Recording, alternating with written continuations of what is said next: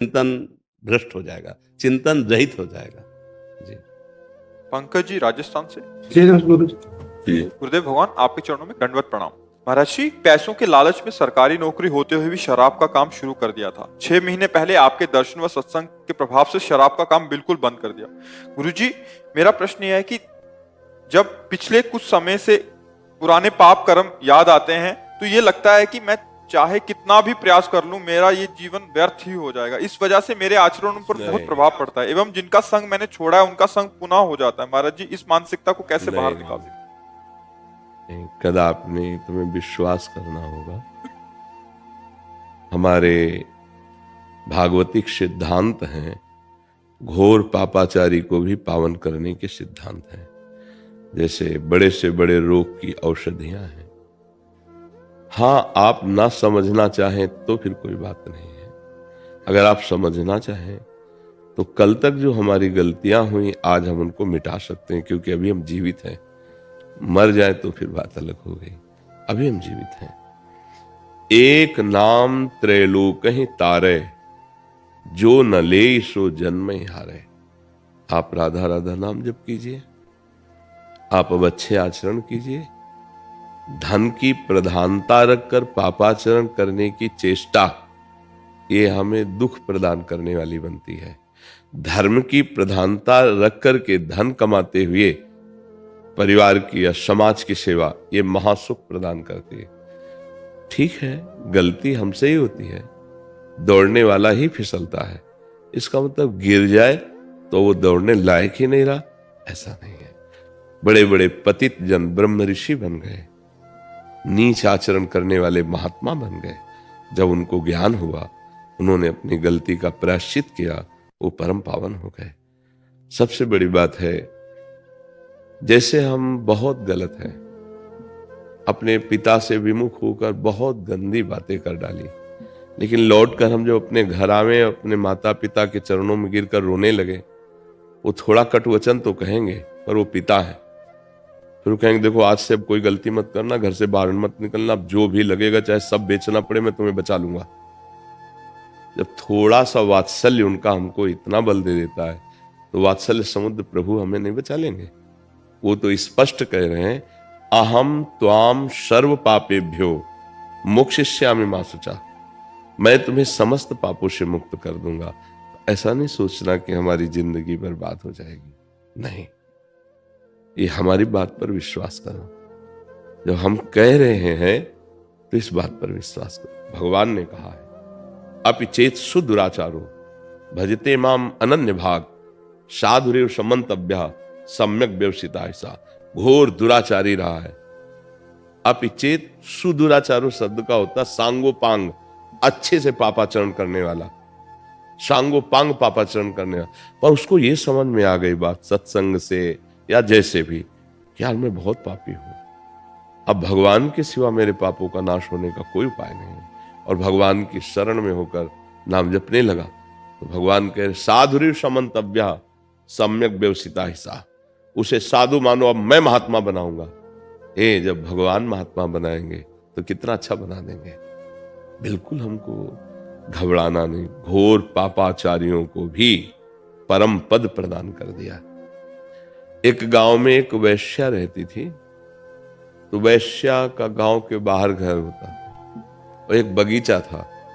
तो एक संत मंडली निकली, उन्होंने पूछा कोई एक बगीचा ऐसा एकांत शांत हो जहां हम अपने ठाकुर जी विराजमान करके आरती और भोग लगाएं, फिर रात्रि हो रही, एक रात्रि रुक के सुबह चले जाएंगे। तो कुछ लोग संतों का उपहास करने वाले होते हैं, तो उनका सबसे बढ़िया बगीचा वो गांव किनारे वैश्या वाले बगीचे को बताया। वहां पहुंचे तो बगीचा तो सुंदर था ही, क्योंकि वो सुंदर सजा करके रखती थी, तभी तो लोग लुभायमान होकर आते थे।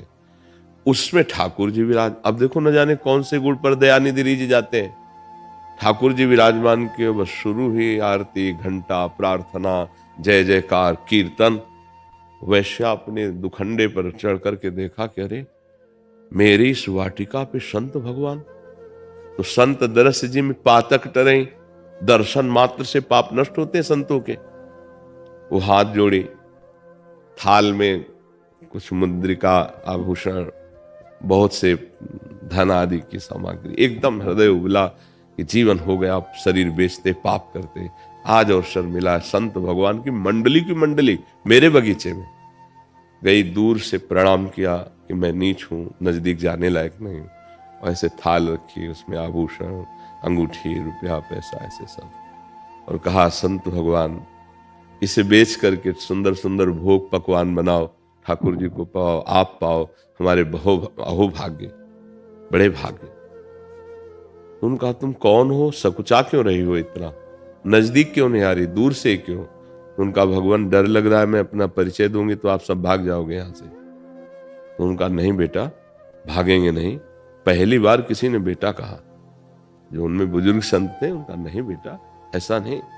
तो अश्रु आ गए उसके, कोई बेटा बोला ना, अब संसारी लोग तो संसारी भाव से। तो उनका महाराज मैं एक वैश्या हूं, जीवन भर शरीर बेचकर रुपया पैसा ये सब एकत्रित किया है, पता नहीं कौन से भाग्य ऐसा क्या कि आप संत हमारे बगीचे में, ये बगीचा हमारा ही है। तो उनका हम लोग तो नहीं खा सकते तुम्हारा धन, हम लोग तो नहीं खा सकते, पर हम उपाय बताते हैं,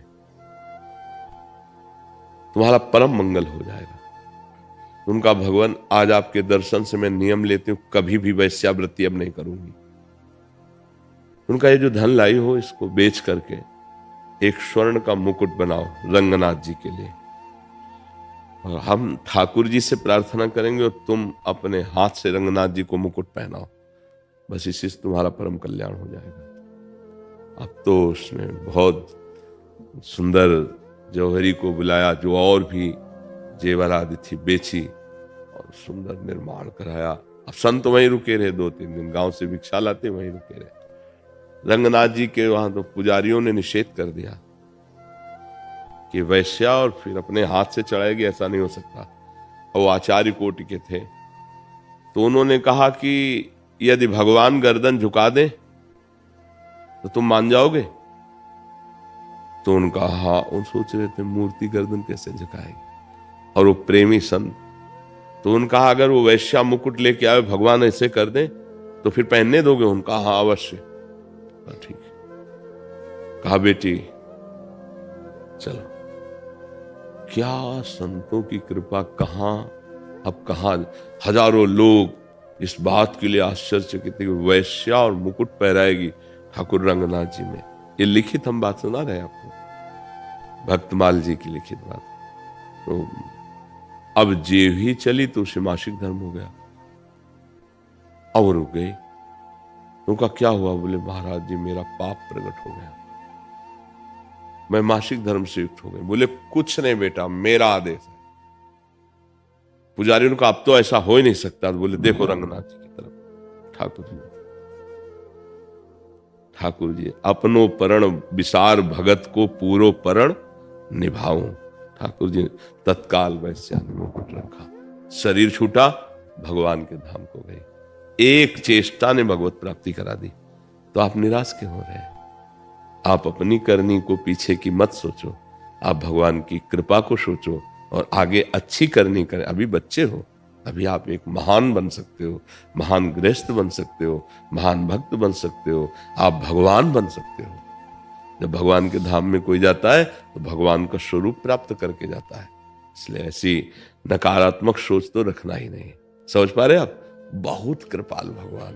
अच्छा बताओ, इससे एक लोहा जंग लगी हुई मार्ग में पड़ा है, सबके पैरों की ठोकर लग रही, और पारसमणि छुआ दी जाए तो सोना बन के देवताओं का मुकुट बने जाएगा, कंकण कुंडल बन जाएगा। लोहे में सामर्थ्य नहीं थी, ये पारसमणि, ये राधा नाम, ये कृष्ण नाम, भगवान नाम, ये पारसमणि है। जैसे दो लकड़ियों के घर्षण से अग्नि पैदा हो जाती है, ऐसे हम जबान पर जब नाम जप करते हैं राधा राधा राधा, तो हमारे हृदय में ज्ञानाग्नि प्रकट होती है, सारे पापों को भस्म करके हमें शुद्ध ज्ञान, शुद्ध प्रेम, परमानंद प्रदान। अरे बिल्कुल नहीं, डरना नहीं, और ये नहीं सोचना कि अब मेरा क्या होगा, मेरे से बहुत बड़ी गलती हो गई ठीक है, अब लो नशानी अब ना, पीछे तक हो गई, अब आगे मैं सावधान रहूंगा और भगवान का नाम जप करूंगा। अगर फिर गलती हो जाती है तो फिर कमर कस के खड़ा हो, कभी मैं ऐसा हारूंगा नहीं, 1000 बार हो जाएगी तो भी मैं निकलने की कोशिश करूंगा। मेरा मानव जीवन है, मैं फंसने के लिए नहीं आया, मैं मुक्त होने के लिए आया। सोच पा रहे हैं आप?